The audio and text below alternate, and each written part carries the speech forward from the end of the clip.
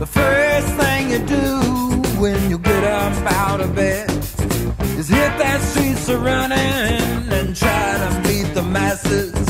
Go get yourself some cheap sunglasses. The Piper Professor Award is a statewide award to honor a full-time faculty for their teaching excellence. Each higher education institution in Texas is invited to submit one nominee. Only 10 are selected for the award statewide. They do get a fat $5,000 check for it. ACC is proud that their Piper Professor Award nominee this year is Tobin Carew.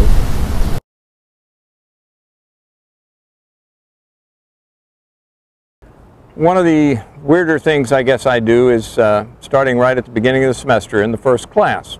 Once I get students in class and get the roll checked and figure out where they're sitting and introduce them to the course, somewhere towards the latter part of the class I assign them an activity to do where they're talking to each other and engaged in conversation. And during that time I'm up front madly trying to associate names and faces and where they're sitting, so that by the time the class is over and I've brought it to a close, I usually end by saying, okay, it's time for the first test. They get a little panicked and then I say, no, this is a test for me. And at that point, I go around the room trying to connect names and faces and let them know that I know who they are and I've got their name down. And by the time they leave, hopefully they feel a little more connected to the classroom and to each other and to me.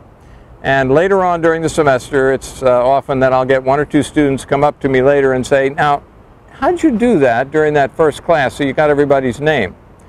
And since our class is all about how to learn, that brings up some interesting discussions. Hey, down here. No, back here. The National Institute for Staff and Organizational Development, NISOD, emphasizes excellence in teaching and leadership in higher education. Winners of the NISOD Excellence Award are recognized at the annual International Conference for Teaching and Leadership Excellence. Winners of this award represent the very best in higher education.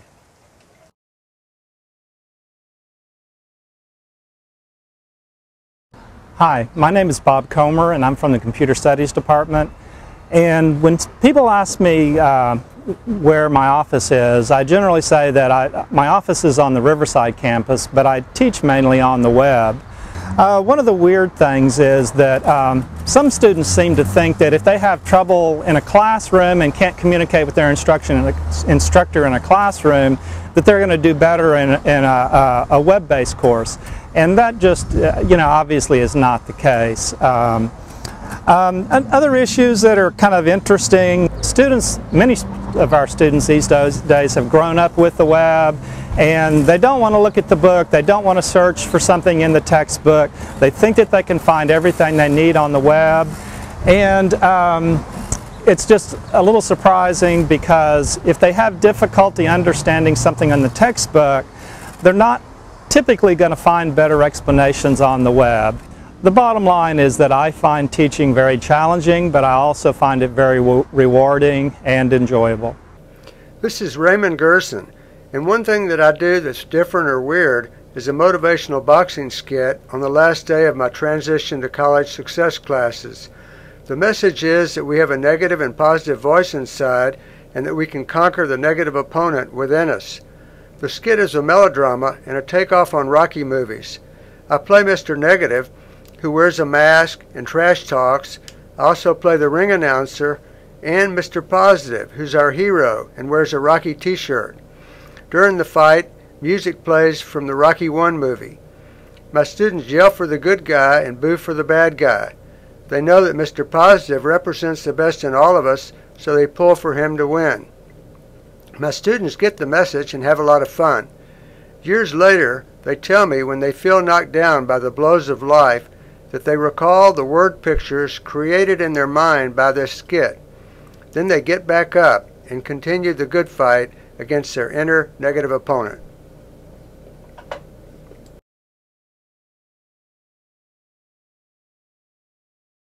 Hi, my name is Nina Legg, and I'm an instructor in the speech department here at ACC. And when I was asked to talk about something that I do weird in class, or that is weird that's happened in my class, I was stumped because seems like every day is weird. There's always something going on because I teach speech classes, communication classes, and this is the place where students get to come and share their interests and share what they're geeky about and share what they're passionate about, and that's what I love. So I had the quiet student bring all her full regalia for belly dancing and showed us all how to do it, and had another student bring the back end of a plastic cow and show us how to do artificial insemination, which was weird.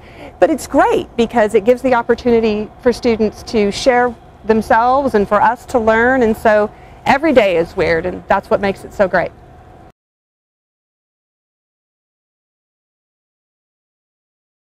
Hi, I'm Bill Morrison, and in keeping with the theme of keeping teaching weird, I have a short story that I use to engage my students, and what I do is provide them with a short student survey on the first day of class, and as part of that survey it gives me information about their background, both from the standpoint of education and their work experience.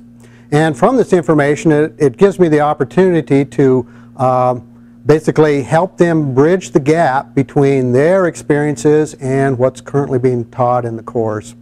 It also helps me to call on that student if that student has the expertise in a particular area that would be worth sharing with the rest of the class. And so this isn't necessarily rocket science, but it's one way that I am able to help my students succeed.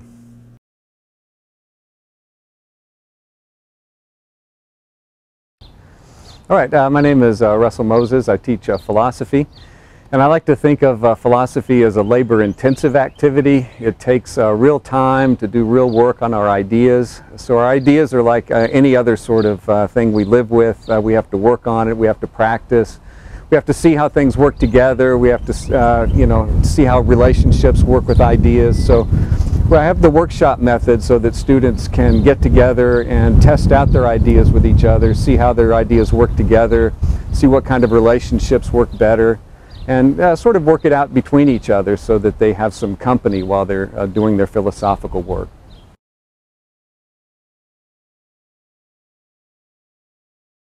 What is the weird thing I do for student engagement? Well, what I do to engage students, get to know them, and really connect with them is weird only today. It wouldn't have been weird 15 years ago. But on the first class period, after we cover the syllabus, when they're packing up their books and they think we're done, I actually ask all of them to write me a letter. They often don't have paper, they don't have anything to write with, but I carry paper with me.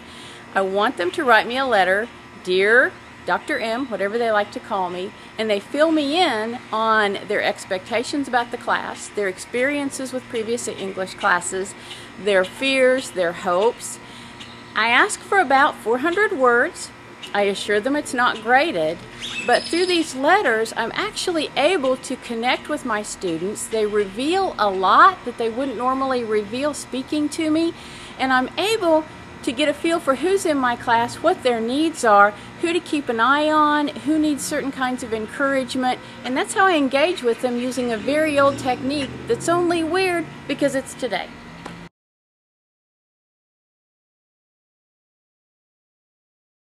Hello, my name is Anna Marie Schlender, and I'm going to share with you some things that I do in my classes that from the outside observer may seem weird. One of the classes I teach is oral communication, and one of the goals is to have the students speak and feel comfortable speaking in English. So I try to bring things in that have an ordinary life in the outside world, but in the classroom they take on a different life. Composition 1 has a B paper and an A paper, and I have found that for my students, the B paper is a very hard concept to understand because it has 3 criteria that need to be used: a personal, a group, and an expert. So I brought my friends in to show how to do this. And for the personal criterion, the students have to think about, what's my wish list? What do I really want when I buy a product? And after they do that, they come up with the product they want to buy. But the next part gets really tricky because they have to compare that with something that's in the same group. Yes, I have 1, 2, 3, 4, 5 dogs sitting here on the table, but they all don't belong to the same group according to the American Kennel Association. So if I were writing the paper, I would have to show my friend here, Grasshopper, to be in the same group as one of the other dogs. The last paragraph is a little bit easier because they go to the experts and see what the experts say about the choice that they've made. My advice to you is go prepared to class to teach and learn. Show the rewards of success to your students, but remember to listen with your heart and your ears.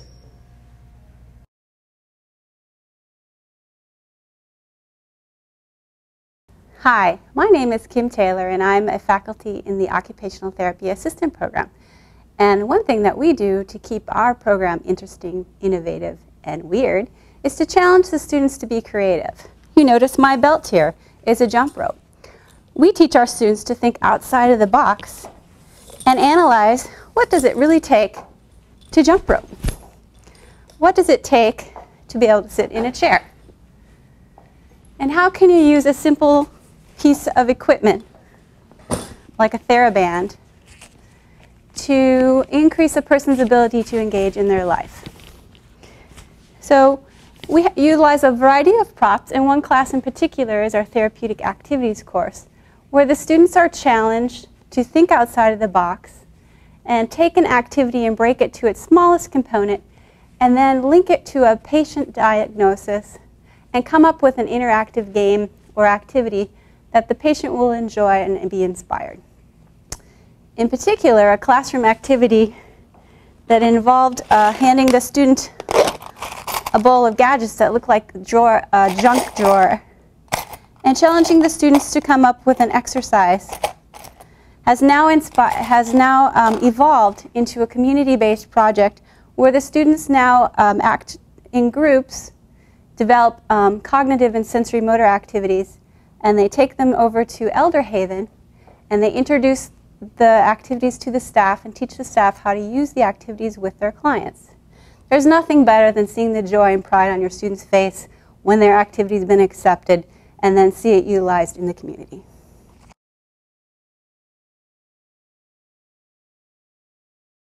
Hello, I'm James Webb. I'm the Assistant Chairperson for Computer Studies at the Round Rock campus. I'd like to tell you about a really weird experience I had.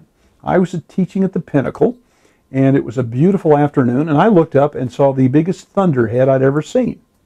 As I continued to watch it, I saw a rotation, and being from Lubbock, Texas, I knew to take all my students and march them downstairs to a protected area on the first floor.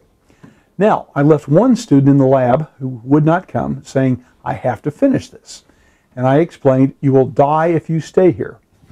So I ran downstairs, and about 3 minutes later, he came running downstairs saying, there's a huge tornado. And I said, yes, that's why I said you would die. We were all ushered into the small sound room where I watched about 25 young ladies call their daddies frantically on the cell phone while the ceiling tiles began popping up and down as the pressure changed with the winds. But good news, we got a lot of hail, a lot of wind. The tornado didn't hit the building, and we all survived.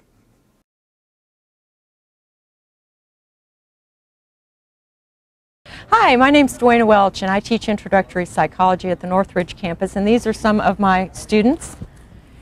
And I was a little stumped by the question about keeping teaching weird. I don't think teaching is weird. I think that people think my subject matter is weird, psychology is weird, and then it turns out to be one of the most useful topics, most usable topics that people ever encounter. So I guess what I would say is weird, maybe not weird, more wonderful, is that my students are taking things from class that I would never have imagined they're taking from class. I have come to an appreciation that students are getting from class exactly what they need to get from class, and their grade may not reflect that. It may, but then again it may not.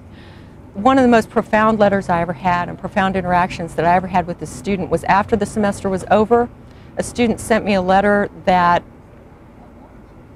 let me just say, I had made a lot of false assumptions about this student. She was beautiful like a supermodel. She was young. She breezed into class late, or so I thought. She was breezing into class.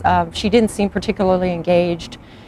She came to class only sporadically, and at the end of the semester I was stunned to get a letter from her wherein she said, I know that I wasn't always there. I know when I was there I was late. I know it probably looked like I didn't care, but one of my siblings entered rehab and left me with her 3 young children. I'm 19 and I have 2 children of my own. I'm now raising 5 children and I'm under the age of 20.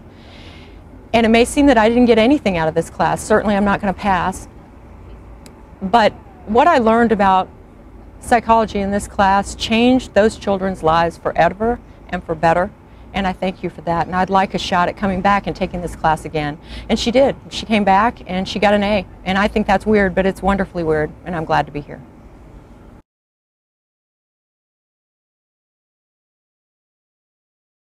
I'm a writing teacher, so I talk with students about their essays a lot, about sentences and paragraphs and just essay structure. But we also talk about their problems, and sometimes we talk about their problems too, like problems at work and problems at home and bad habits they have that are keeping them from success sometimes. So I was working with this student, and she was talking to me about her paper and about the problems. And she stopped and she looked at me and she said, "I just don't know how to do this." And so I said, you know, you just got to struggle through each day, take each day, work through the setbacks. Sometimes you're going to fail, but you just have to persevere. Perseverance more than anything will get you through it. And I kind of nodded sagely.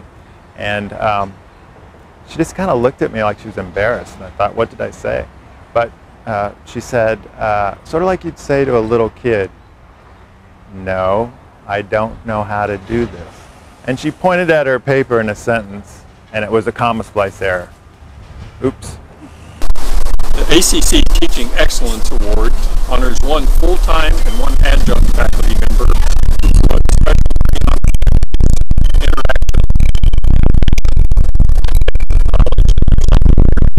Nominations come from students, faculty, and staff. They're reviewed and selected by a committee, and the winners receive an award and $1,000. They may also be honored at the May commencement ceremony.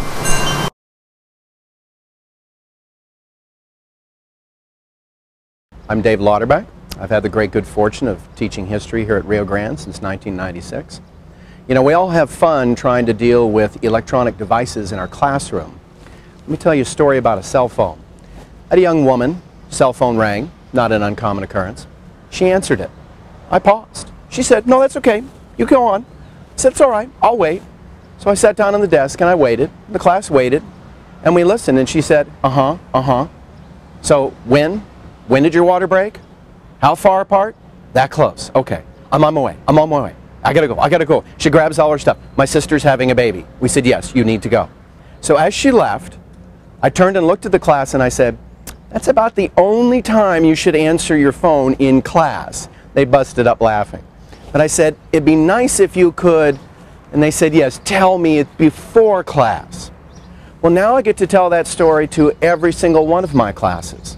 We get to have a good conversation about when and how to use your cell phone, which goes to show that there's not much you can't turn into a teachable moment. He's born to teach and lives for it. At our student club events, he is even teaching and the audience is always entranced. He's dynamic and fun to watch. He must never sleep. He teaches with enthusiasm and confidence, which makes it fun to listen to him talk in class. In fact, an hour and 20-minute long class feels all of like 15 minutes. He makes the classroom interesting with a wide variety of challenging curriculum, and he takes the time to see students as people, not just numbers or papers to grade.